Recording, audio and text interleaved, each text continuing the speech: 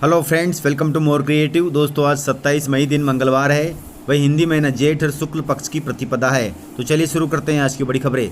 यदि आपको खबरें पसंद आए तो वीडियो को लाइक जरूर करिएगा और आप हमें प्रदेश के किस जिले से देख रहे हैं कमेंट बॉक्स में जरूर बताइएगा। दोस्तों, यदि आप चैनल पर नए हैं तो चैनल को सब्सक्राइब कर बेल आइकन पर क्लिक कर दें ताकि अगला वीडियो आपको शीघ्रता से मिले। आप हमारे फेसबुक और इंस्टाग्राम पेज को फॉलो जरूर करें, इसका लिंक डिस्क्रिप्शन में दिया गया है। दोस्तों, भारत पाकिस्तान के बीच 87 घंटे की जंग चली है, जिसमें किसको कितना नुकसान हुआ है उसके बारे में आंकड़े आए हैं। पहलगाम आतंकी हमले के बाद भारत द्वारा ऑपरेशन सिंदूर के दौरान पाकिस्तान को जबरदस्त तरीके से सैन्य और आर्थिक नुकसान पहुंचाया गया है। पहले ही गंभीर रूप से आर्थिक संकट से जूझ रहे पाकिस्तान के लिए कंगाली में आटा गीला होने वाला हिसाब हो गया है। एक रिपोर्ट की माने तो भारत के साथ हुए तनाव के बाद पाकिस्तान को करीब 7,900 करोड़ रुपए का नुकसान झेलना पड़ा है। वहीं कारोबार के अलावा पाकिस्तान ने उतना ही नुकसान भारत से टकराकर हथियार में भी किया है।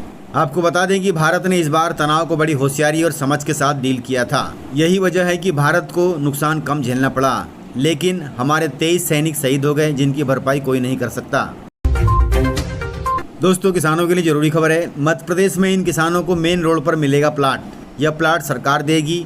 इन प्लाटों की रजिस्ट्री 15 जुलाई से शुरू होगी। दोस्तों, मध्य प्रदेश सरकार की महत्वाकांक्षी परियोजना Indore Pithampur economic corridor project पर तेजी से काम किया जा रहा है। इसी बीच सरकार ने स्पष्ट रूप से कह दिया है कि इस प्रोजेक्ट के लिए जिन किसानों की जमीन ली जाएगी उन्हें मेन रोड पर सरकार जमीन देगी। वहीं 15 जुलाई 2025 से सहमति देने वाले किसानों की रजिस्ट्री भी शुरू होगी। जमीन अधिग्रहण के 3 साल के अंदर इस प्रोजेक्ट को पूरा कर लिया जाएगा। दोस्तों, यह कॉरिडोर 19 किलोमीटर लंबा होगा, जो पीथमपुर की औद्योगिक क्षेत्र को इंदौर से जोड़ेगा। इस प्रोजेक्ट की कुल लागत 2,124 करोड़ रुपए है। इस प्रोजेक्ट के पूरा होने के बाद मध्य प्रदेश की तस्वीर ही बदल जाएगी। इस प्रोजेक्ट में सरकार जिन भी किसानों से जमीन लेगी उन्हें मेन रोड पर प्लाट दिया जाएगा। सरकार की इस घोषणा के बाद किसान अपनी जमीन देने के लिए रुचि दिखा रहे हैं। दोस्तों, केंद्रीय कृषि मंत्री शिवराज सिंह चौहान ने किया है बड़ा ऐलान। उन्होंने कहा है कि 29 मई से 12 जून तक प्रदेश सहित देश में चलेगा अभियान। इसके लिए गांव-गांव पहुंचेंगे कृषि वैज्ञानिक।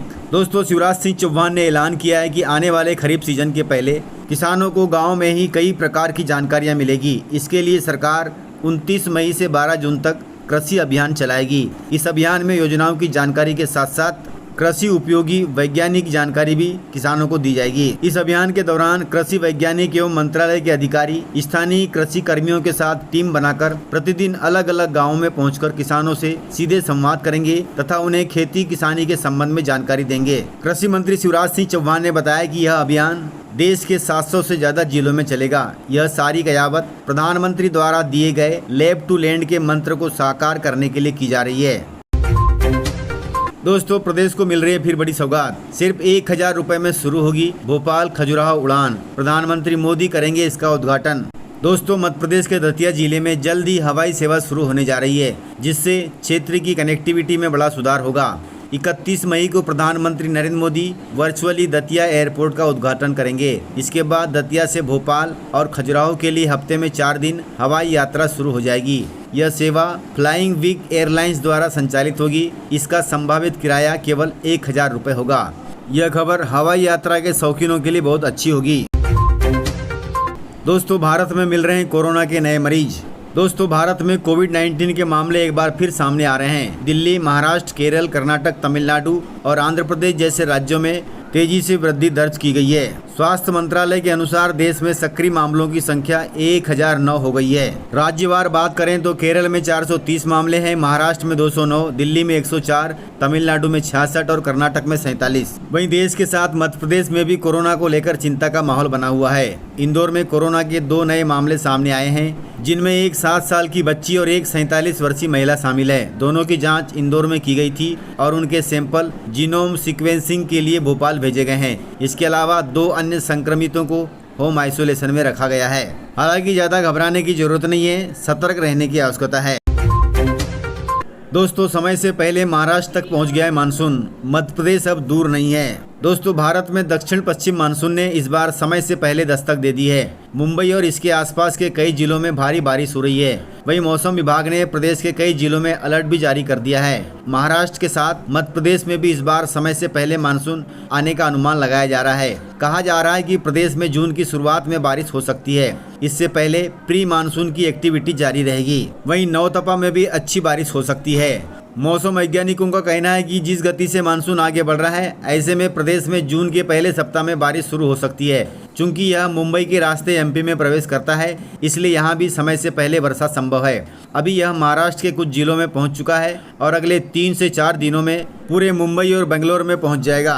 मध्य प्रदेश में मानसून प्रदेश के दक्षिणी जिलों अनूपपुर, बालाघाट, बैतूल, मंडला, डिंडोरी, सिवनी और बुरहानपुर तथा बड़वानी से प्रवेश करेगा। इसलिए किसान भाई अपनी खरीफ की फसलों की तैयारियों में जुट जाएं।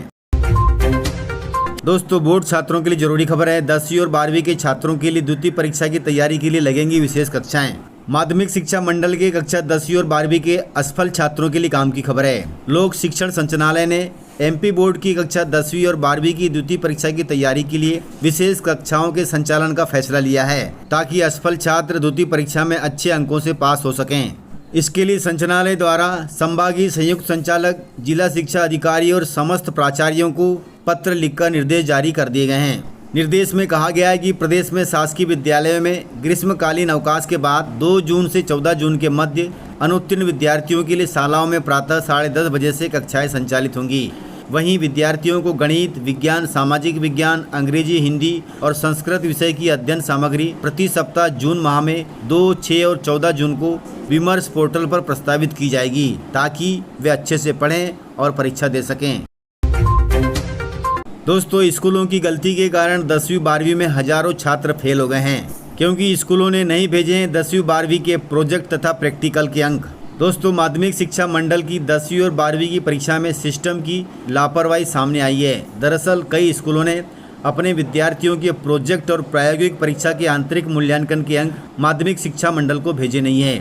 परिणाम जारी हुए तो ऐसे कई विद्यार्थी फेल हो गए जिन्होंने लिखित परीक्षा में अच्छे अंक लाए हैं। आपको बता दें कि 10वीं और 12वीं की बोर्ड परीक्षा में 20 अंक के प्रोजेक्ट और 30 अंक की प्रायोगिक परीक्षा स्कूल स्तर पर होती है। परीक्षा के बाद इसके अंक माध्यमिक शिक्षा मंडल को ऑनलाइन मॉड्यूल पर चढ़ाने होते हैं। यह पोर्टल पूरे समय खुला रहता है, लेकिन स्कूलों ने यह अंक भेजे नहीं, इसलिए पोर्टल पर चढ़ नहीं पाए। इसका खामियाजा हजारों छात्रों को भुगतना पड़ा, जिसके चलते वे फेल हो गए। अब अपनी गलती छिपाने के लिए स्कूल ऐसे विद्यार्थियों से जबरदस्ती दूसरी परीक्षा का आवेदन करवा रहे हैं। वहीं कई स्कूलों ने माना है कि उनसे गलती हो गई है। अब विद्यार्थियों के पास एक ही मौका बचा है कि वे द्वितीय परीक्षा में शामिल हों।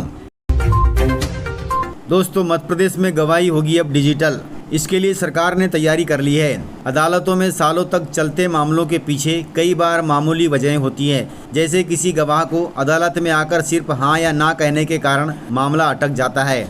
अब इसी व्यवस्था को सरल बनाने के लिए मध्य प्रदेश में न्याय श्रुति योजना के तहत वीडियो कॉन्फ्रेंसिंग सिस्टम लागू किया जा रहा है, जिससे गवाह कहीं भी पास के थाने में जाकर वीडियो कॉन्फ्रेंसिंग से जुड़ के गवाही और बयान दे सकता है। इसके लिए प्रदेश में पहली बार 2000 लोकेशनों पर वीडियो कॉन्फ्रेंसिंग सेटअप तैयार होंगे, ताकि मुजरिम पास के थाने में जाकर वीडियो कॉन्फ्रेंसिंग से गवाह दे सके और मामला पूरी तरह से निपट जाए। इस प्रकार से जानकारियाँ थी। तो मिलते हैं सर अगले वीडियो में, तब तक के लिए जय हिंद, जय भारत, जय एमपी।